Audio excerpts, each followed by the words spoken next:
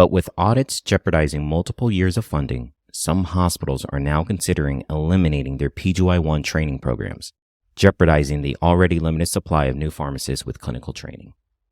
Welcome back, y'all, to another episode of Capsule RX Podcast. Today, I'll be your host, Dr. Jovin Lezeau, and today we're going to focus on a very interesting topic, all right? I got my phone here. I have no notes. This is just going to be my initial reaction on some new news that one of my favorite followers sent to me, all right? So shout out to Jessica. She's amazing. I appreciate all the support that you've been giving us over the past year and a half. Definitely probably our number one fan. She sent me something on Instagram that is super, super interesting. And she shared with me a post from Hey RX Friends WGT. That's their Instagram name. I don't want to take credit for this, but it says, RX news we cannot ignore.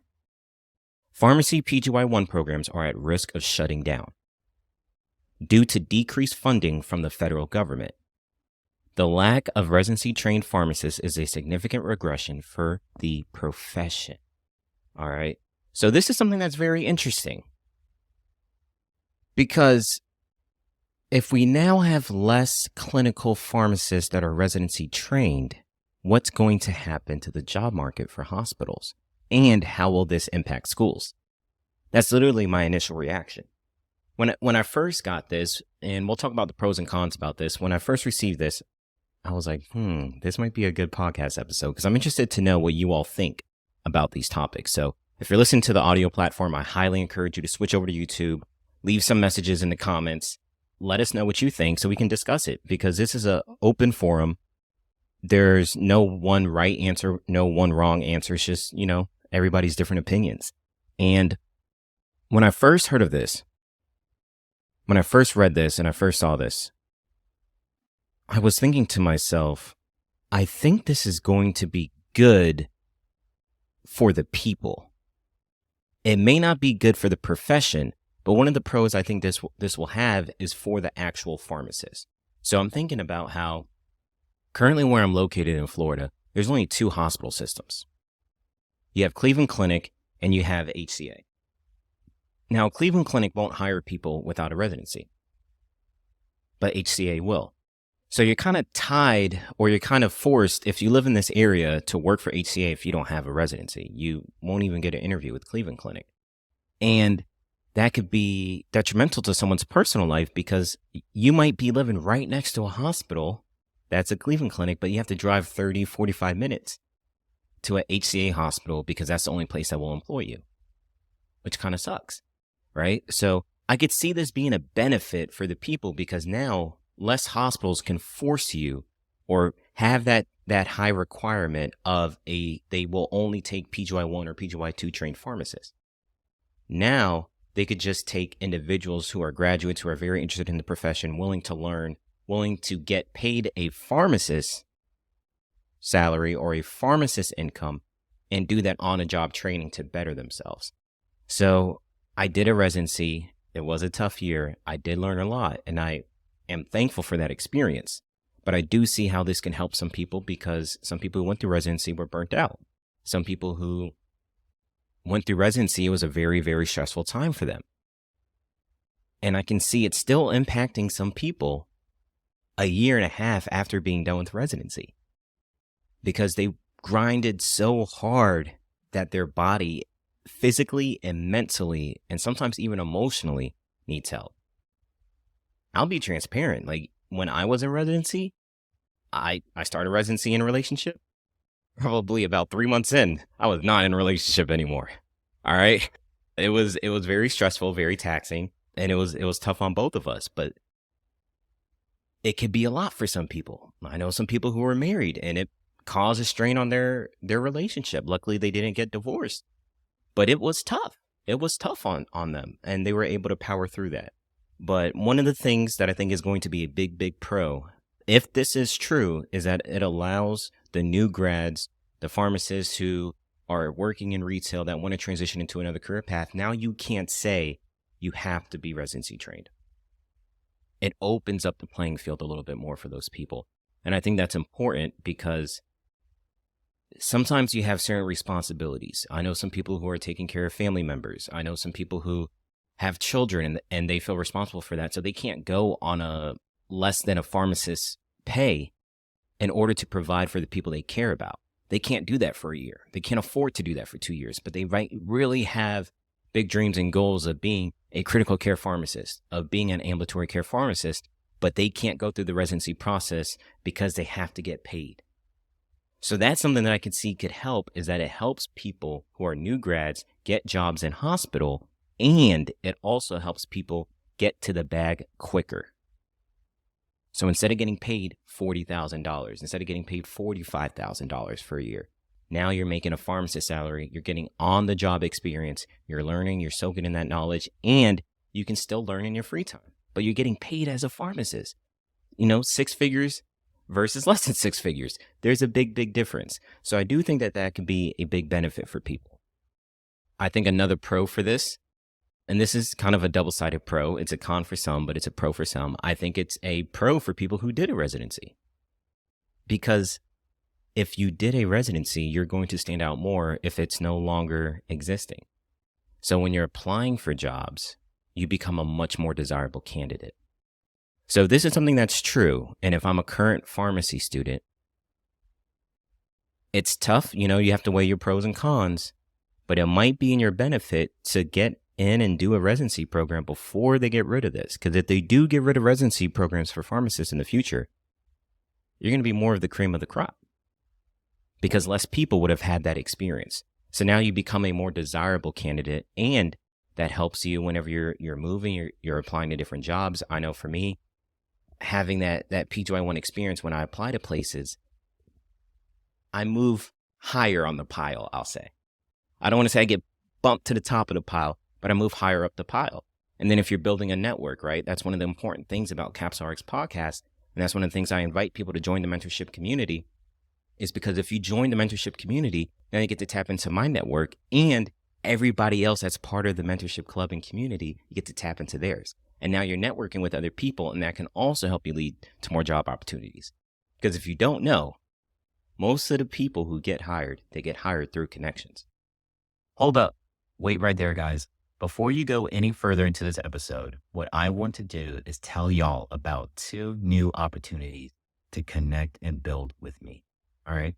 So we just started rolling out our membership program. It is only, I'm talking only, $100 investment into your future. Okay. It's $100 a month, and you're able to connect with me for 30 minutes every single week.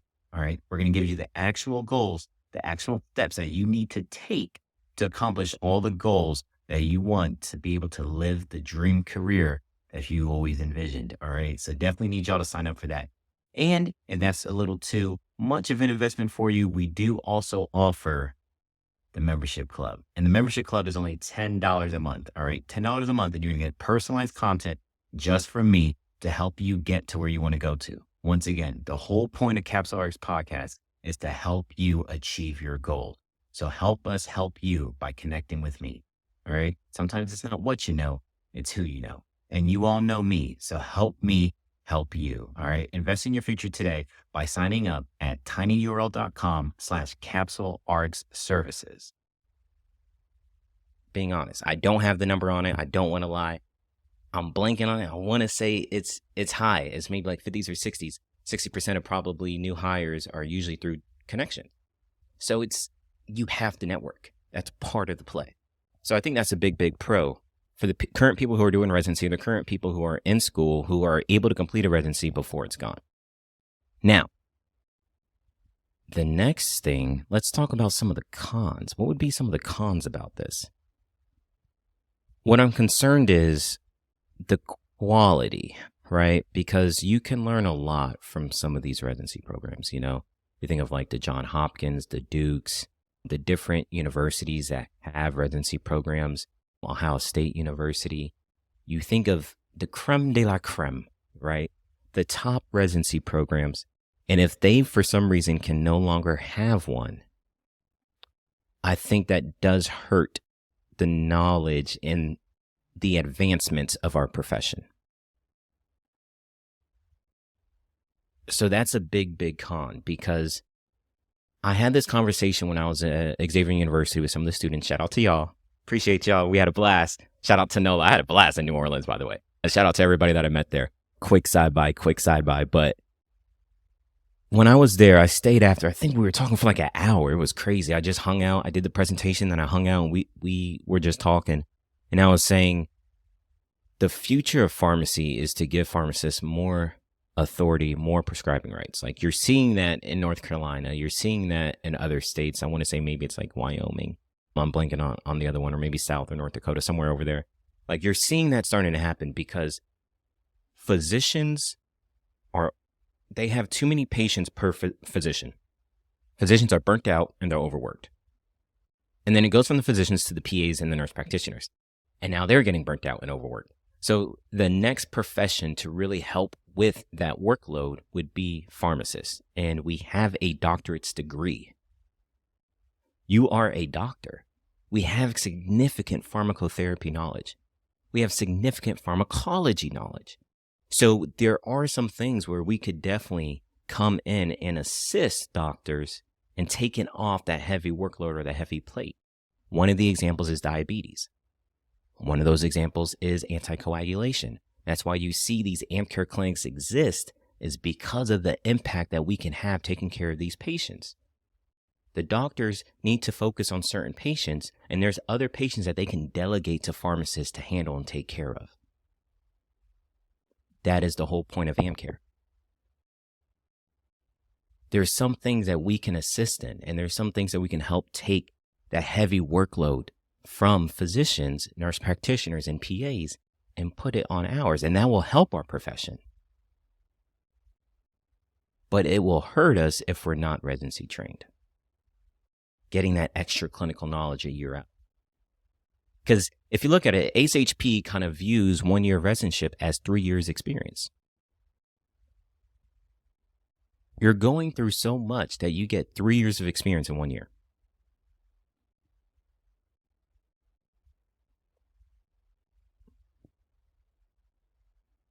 And you could be at some of the top institutions in the nation and be a part of their network, be a part of their research team, meet different individuals that you probably would never meet. That networking that you could get from doing a residency is irreplaceable.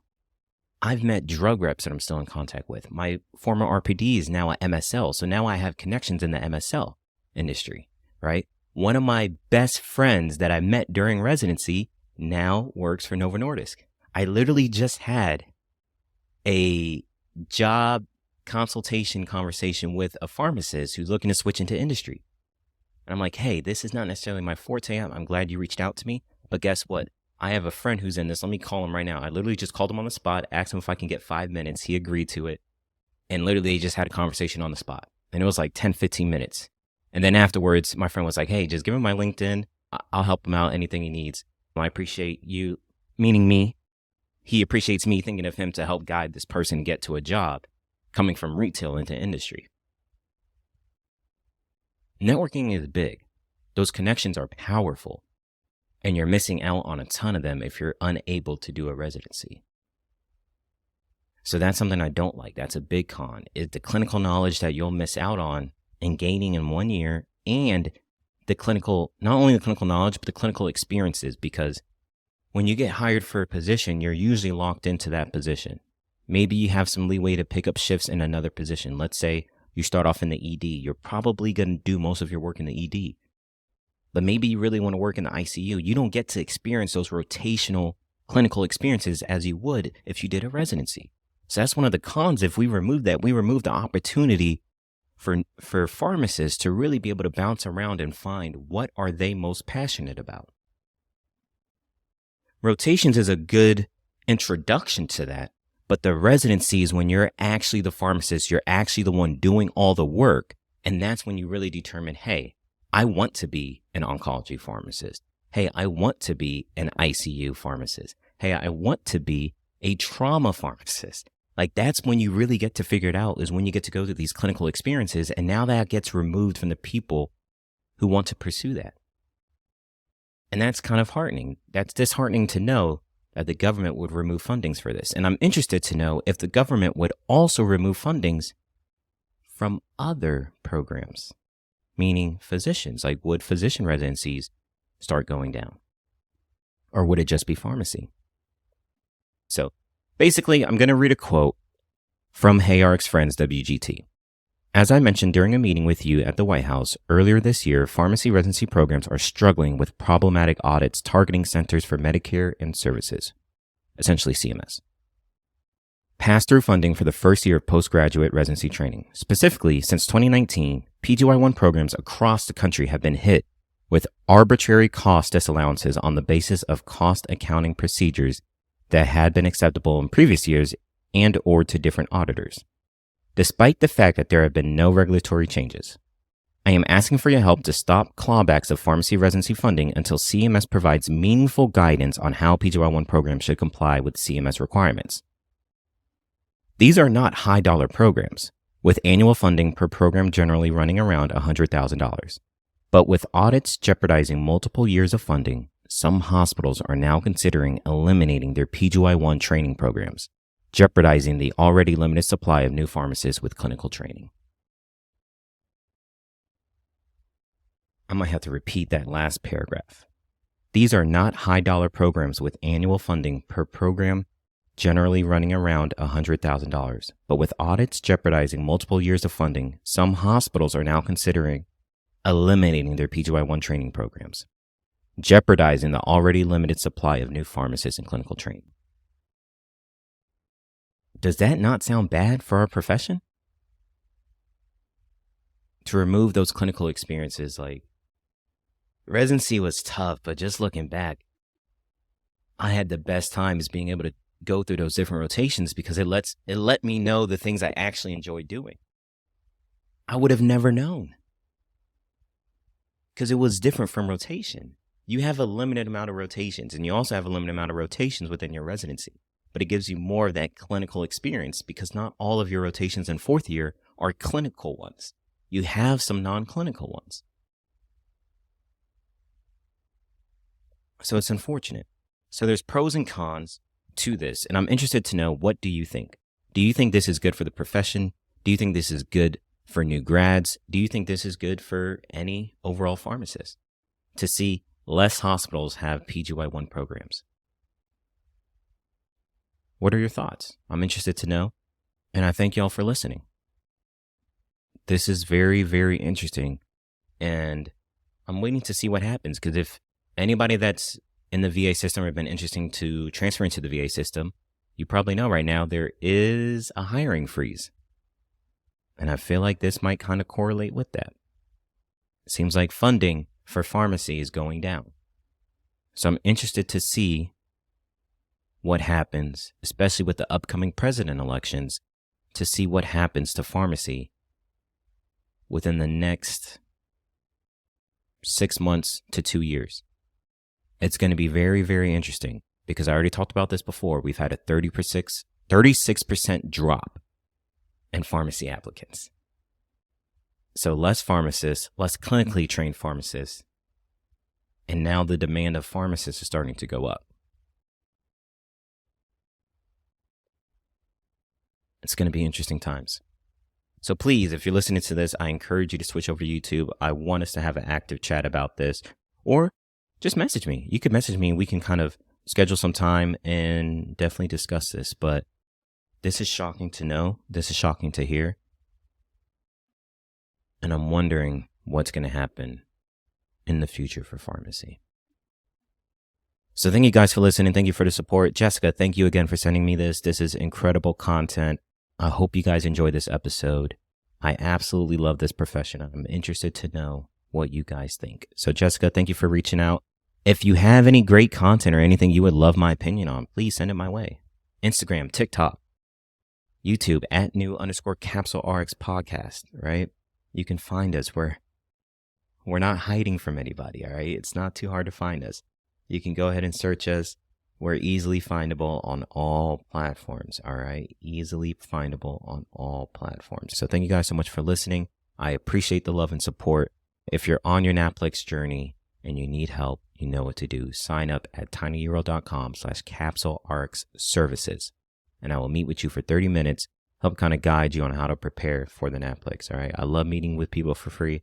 I love trying to help y'all out, building relationships with the fans, with different people who are interested in the profession. So if there's anything I can do for you, feel free to reach out.